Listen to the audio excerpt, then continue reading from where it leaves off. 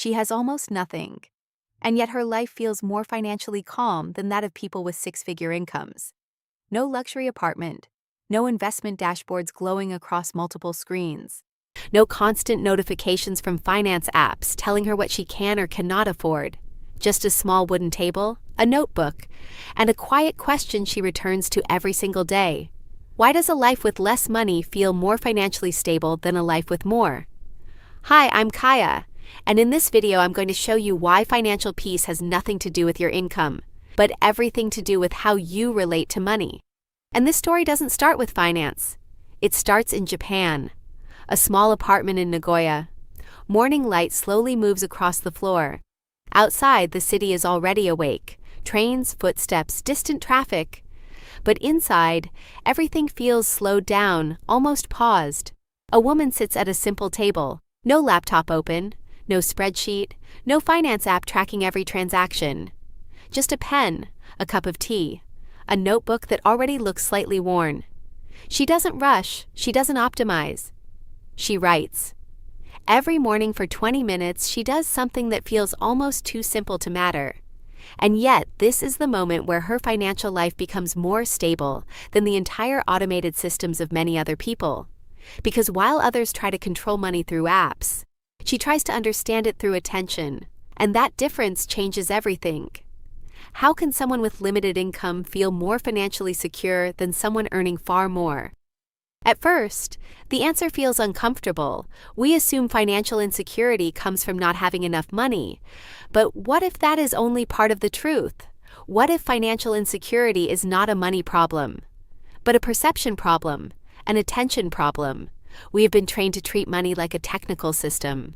When something feels unstable, we assume we need better tools, better budgeting apps, more automation, better categories, better analytics. We build systems that remove us from the experience of spending money. Everything becomes smooth, invisible, automatic, but this convenience comes with a hidden cost. The more money becomes automated, the less we actually feel it. And what we no longer feel, we slowly stop understanding. Control then feels like something we have, while awareness quietly disappears in the background. Modern finance apps promise clarity, but often they replace awareness with abstraction. You know your numbers, but you no longer feel your decisions. And this creates a strange paradox. You are more organized than ever, yet feel less in control than you think. Because real control does not come from distance. It comes from attention. A look at Tokyo. People move quickly, smartphones in hand, screens reflecting numbers, messages, schedules. Everything is optimized for speed. Efficiency is everywhere. Speed is everywhere. But emotional presence is almost absent. In the middle of this flow, there is a brief moment of stillness. A person stops walking. Not because they are lost, but because they are aware. They are not reacting to the system. They are observing it. And this moment reveals something important. Maybe the world is not too complex. Maybe we are just too disconnected from it. Money works in a similar way. From a neuroscience perspective, money is not processed purely logically. Every spending decision carries emotional weight, a mix of reward, loss, tension, relief. The brain constantly evaluates value, even in small purchases. But when spending becomes automated, subscriptions, cards, apps, digital payments, these signals weaken. No pause, no friction, no moment of awareness. You spend, but you do not fully register the act of spending.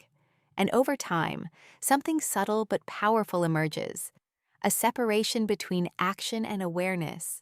You no longer feel where your money goes, and that gap slowly turns into stress, not necessarily because you are overspending, but because you are no longer fully present in your own financial behavior. In Japan, there is a simple method designed to restore exactly this missing awareness. Kakeibo. It was developed in 1904, long before digital finance tools existed. And yet its principle feels more modern than many apps today. No algorithms, no dashboards, no automation, just paper. And 4 questions. How much money do I have? How much did I spend? What did I spend it on? And what can I improve next time? It sounds almost too simple. But that is exactly the point. Because the goal is not optimization, the goal is awareness. Back in the small apartment in Nagoya, the woman opens her notebook again. Her movements are slow, intentional. She does not analyze her finances like a system. She tries to see her life clearly. Every line becomes a moment of reflection. Every number becomes visible again. No multitasking, no distraction, only attention. And in that attention, something shifts. It becomes something she can observe. And what you can observe, you can influence. Because writing creates friction, and friction creates awareness, and awareness changes behavior faster than any system. But the most important change is not behavioral, it is internal. Over time, something deeper shifts: identity. Instead, I am someone who pays attention to money.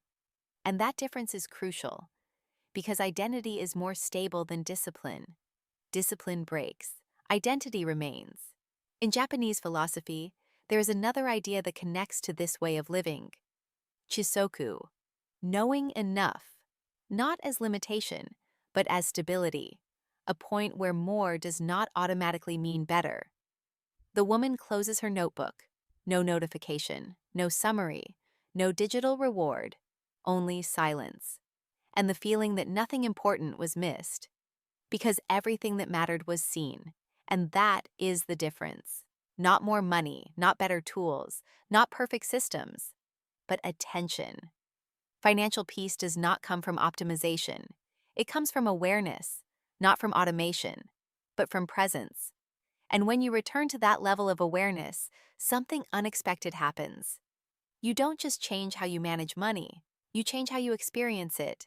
And that is what creates real financial stability, not earning more, but seeing more clearly what is already there. Imagine integrating Kakeibo into your own life, not as another budgeting method, not as a financial challenge, but as a daily practice of mindfulness. What would change? Perhaps the first thing that would change is your pace. Before buying something, you would pause for a moment, not because you cannot afford it, but because you would ask yourself a simple question: do I really need this? And sometimes the answer might surprise you. Kakeibo interrupts this pattern and invites you to take a closer look. Perhaps you would start recording your expenses by hand. Perhaps you would take a few quiet minutes each week to reflect on where your money has gone, without judgment, simply observing. And over time, you would begin to notice connections. This is exactly where change begins, not through deprivation, but through honesty. Because Kakeibo does not ask you to become someone else. It simply asks whether you are willing to see yourself more clearly. And from that emerges one final question: are you ready?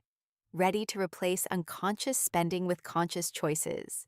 Ready to discover that enough can sometimes feel richer than more? Because the moment you begin paying attention, money is no longer something that simply comes and goes. It becomes a reflection of what truly matters to you. And from that awareness grows something far more powerful than mere savings. Trust. Trust in your decisions. Trust in your priorities. And trust that what truly matters is already within your reach.